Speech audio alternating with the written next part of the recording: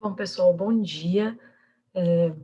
Eu sou Giovana, aluna de graduação. Minha orientadora é a professora doutora Ana Maria Seriani. E os meus orientadores, né, que estão ajudando no projeto que eu vou trazer hoje para vocês ao final desse artigo, é a Jaqueline e a Denise também. O artigo escolhido, ele vem trazer sobre a definição, o diagnóstico, o tratamento e o prognóstico do ombro congelado, capsulite adesiva. É um consenso em forma de survey, né, um questionário online, entre especialistas do ombro. A data dele é de 2020. Então, o ombro congelado, como a gente chamava antigamente, capsulite adesiva, é uma condição sem causa aparente, que pode ter relação com lesão, mau jeito, cirurgias prévias, diabetes e até doenças da tireoide. Ele possui 3 fases: a fase inflamatória, a fase restritiva, que é a fase de congelamento, e a terceira fase, que é a fase de restauração ou descongelamento. Como a gente consegue ver aqui nessa foto, já foi comprovado, né, um estudo ele traz essa foto para a gente, sobre a inflamação que ocorre na articulação glenomeral com essa condição. Essa condição, ela apresenta uma restrição de amplitude de movimento e uma dor no ombro de forma progressiva. Ela é prevalente na população, porém, ela apresenta uma literatura escassa quanto à definição, classificação, fisiopatologia, diagnóstico, progressão natural, tratamento e prognóstico. Já foi sugerido que essa condição se resolveria sozinha, mas alguns clínicos na literatura apresentam que não é bem assim. Tanto que algumas pessoas, depois de 2 anos, elas ainda apresentam restrição na DM e dor ao fazer o movimento. O tratamento pode ser cirúrgico ou conservador, e o conservador vai envolver supervisão, fármacos, fisioterapia, entre outros. A escolha do tratamento, ela é mais baseada em experiência profissional e prática clínica do que evidência científica, e eu vou trabalhar isso um pouquinho mais para frente também. O objetivo desse estudo, então, é identificar um consenso para a definição, classificação, diagnóstico, tratamento e prognóstico de capsulite adesiva. Como ele foi feito? Ele foi aplicado como um questionário online, né, estilo survey, feito por uma ferramenta do Google Docs, que é o Google Forms que nós conhecemos. O link de acesso para esse questionário foi enviado por e-mail para 95 especialistas do ombro. Todos eles trabalhavam em residências de diferentes hospitais, né? O artigo ele traz para a gente como training hospitals, que eu acredito que seja como hospitais de escola, como o HC, por exemplo. Esse estudo foi realizado na Coreia. O questionário ele só seria dado como completo, só seria aceito para o estudo se todas as respostas estivessem preenchidas. Então, se qualquer resposta não estivesse preenchida, ele já seria excluído. O número total de questões desse questionário foram 18. 15 dessas questões, elas foram divididas em setores, e haviam 3 perguntas em cada setor. O primeiro setor seria da definição, seguido de classificação, diagnóstico, tratamento e prognóstico. Essas respostas para esses setores seriam por meio da escala Likert, que é a escala, tanto que já foi comentada, né, na apresentação anterior, e é aquela escala que a gente tem as possibilidades de escolha de discordo totalmente, discordo, sem opinião, concordo e concordo totalmente. Um exemplo breve, né, coloquei nessa foto, que seria o oposto, o meio, que seria sem opinião nesse estudo, e o concordo totalmente. As 3 últimas questões, para darem as 18 totais, elas foram questões dadas de forma binária, ou seja, você poderia escolher duas opções, 1 como apropriado e 2 como inapropriado. E elas eram relacionadas ao conhecimento em relação ao tratamento em cada estágio da capsulite adesiva. Então, foram sugeridas 12 opções de tratamento.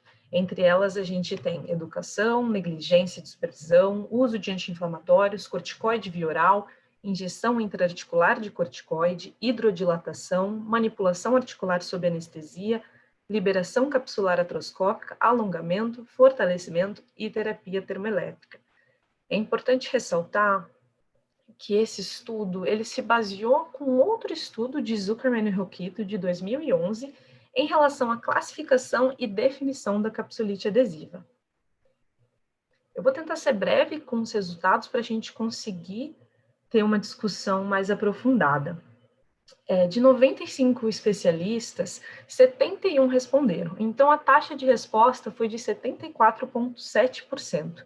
24 especialistas não responderam no tempo proposto e, assim, foram excluídos do estudo. Então, no primeiro setor, nós temos a definição sobre capsulite adesiva. E como vocês conseguem ver nessa tabela, a gente tem uma concordância em relação à definição. Então, a maior parte dos especialistas definiram a capsulite adesiva como uma condição limitadora de restrição funcional, tanto ativa quanto passiva, que dura mais de um mês. Além disso, ela pode ser definida como primária ou secundária, e também nos dois últimos estágios, o de congelamento e descongelamento, eles são classificados com 30 graus de restrição funcional em 2 movimentos do ombro. Então, a pessoa, para estar nesses estágios, né, ela apresenta essa condição. 2 movimentos do ombro, então, ou ela apresenta restrição de mais de 30 graus na flexão, extensão, ou abdução e rotação, e por aí vai. No segundo setor de classificação, a gente teve uma leve discordância, né? Foi um empate, então a gente não chegou a 50% de concordância em relação a considerar como secundária a capsulite adesiva em pessoas com doença da tireoide e em pessoas com diabetes. Então, isso ainda não está muito bem classificado. Porém, mais de 50% dos especialistas concordaram em classificar a capsulite adesiva como primária a partir pela causa de trauma e uso excessivo. Isso é importante, porque eu vou comentar um pouquinho mais à frente na discussão também, lembrem disso. Nesse setor de diagnóstico, a maioria concordou que o diagnóstico da capsulite adesiva, os especialistas utilizam a radiografia e a ultrassonografia, porém eles não usam a ressonância magnética para conseguir o diagnóstico da condição. No setor de tratamento, a gente também teve, na primeira parte, menos de 50% de concordância entre os especialistas em relação à dose de corticoide aplicada. Eles falaram que o efeito, né, não está muito relacionado com a dose de corticoide, sim com outras coisas, como o local da anestesia e o volume de salina na injeção. Porém, maior parte concordou que, ao aplicar a injeção de corticoide, eles usam, né, um guia de imagem, então eles aplicam uma técnica com imagem para eles poderem aplicar, e a maioria também utiliza a injeção de corticoide para tratar o paciente. No setor de prognóstico, a gente tem a maioria dos especialistas concordando que a injeção de corticoide consegue reduzir a duração da condição de capsulite adesiva e concordam também que diabetes é um mau prognóstico para essa condição. Além disso, eles relataram que poucos dos seus pacientes responderam ao tratamento conservador, como a gente consegue ver nessa próxima imagem. Então, nessa próxima imagem, a gente tem um número de pessoas, uma proporção, né, de pacientes, menos de 5% de pacientes responderam ao tratamento conservador. Nas últimas 3 perguntas, em relação ao tratamento, nos estágios, nós temos o pilar, né, de 3 tratamentos que mais sobressaíram em relação à escolha dos especialistas. Entre eles está a educação, o uso de drogas anti-inflamatórias e exercícios de alongamento. No primeiro estágio, a educação vem como superior, seguido de uso de anti-inflamatório. No segundo estágio, a gente tem um empate quase na educação e alongamentos de exercício, e no terceiro estágio também se repete, como a educação e o alongamento como principais. Então, na discussão, o que a gente conseguiu saber com esse estudo e que ele traz para a gente definitivamente? A definição da capsulite adesiva teve uma maior concordância entre os especialistas do ombro, então a gente tem isso claro agora, né, na literatura. O tratamento também, nós obtivemos boas respostas e uma concordância maior, porém, na classificação, como eu mostrei nos resultados para vocês, é um pouquinho indeciso ainda, eles não têm isso muito claro. Uma correlação feita com aquele estudo que eu comentei, de Zuckerman e Rokito, de 2011, foi comprovada. Nesse estudo, eles trouxeram a definição da capsulite adesiva e, novamente, nesse estudo de 2020, foi comprovado que os especialistas já estabeleceram o que é essa condição na literatura. E alguns impasses também apareceram. Lembra que eu comentei sobre a questão da capsulite adesiva ser considerada como primária em trauma e uso excessivo? Então, o que acontece na literatura atual? Alguns estudos apresentam a causa de trauma como caso secundário de capsulite adesiva. E essa problemática é possível, né, pela confusão nas definições de trauma, trauma leve e uso excessivo, que é uma coisa que nós já comentamos há um tempo e é algo importante para lembrar mais à frente também. Algumas controvérsias se apresentaram. A primeira em relação à diabetes, né? Tem uma divergência na classificação, como eu havia comentado.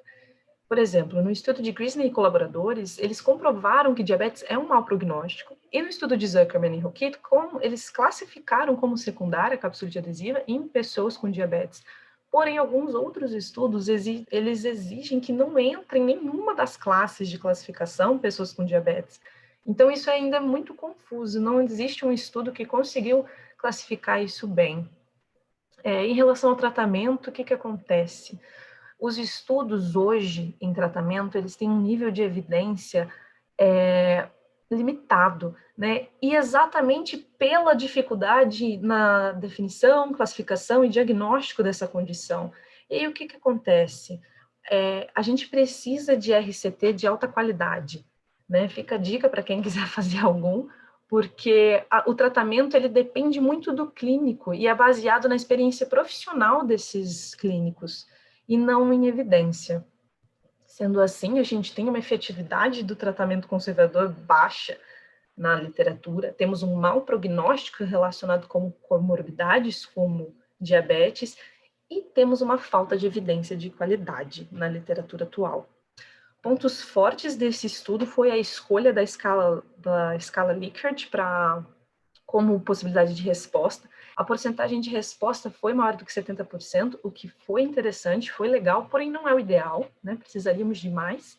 E o design do questionário foi muito bem feito, porque ele foi dividido em setores. Então, ele definiu os temas, dividiu as perguntas em setores e deixou o questionário de forma fluida, deixou ele bem separadinho, o que muitas vezes facilita para as pessoas que vão responder responderem de uma forma melhor, né, mais centrada. Algumas limitações comentadas por esse estudo foi o N-amostral, que é pequeno, ele foi somente 95 especialistas chamados, né, e 71 que responderam, então ele foi um N-amostral que não foi muito bom, e houve uma ambiguidade, né, em relação ao questionário. Não existe questionário padrão ouro para avaliar a capsulite adesiva. Então, eles fizeram um questionário do nada, sem padrão ouro, sem estar na literatura, e o aplicaram. E eles comentaram que pode ter uma ambiguidade em relação a interpretar os resultados desse questionário. Algumas outras limitações a serem destacadas é o fato deles não terem realizado o piloto. E caso eles terem realizado, eles não comentaram isso no estudo. Então, como o questionário não tem padrão ouro, é muito importante a gente fazer um piloto com esse questionário para ter uma noção melhor e colocar isso na metodologia. Além disso, ele não definiu o perfil da população, além de ser especialista. Por exemplo, ainda mais em relação ao tratamento, que é baseado na experiência clínica. Quantos anos de prática clínica esses especialistas têm? Eles estão presentes, sabendo sobre a literatura atual da capsulite adesiva? E, além disso, só foram profissionais clínicos médicos, né? Ninguém não tem um estudo com fisioterapeutas, por exemplo. É isso, agradeço. Muito obrigada.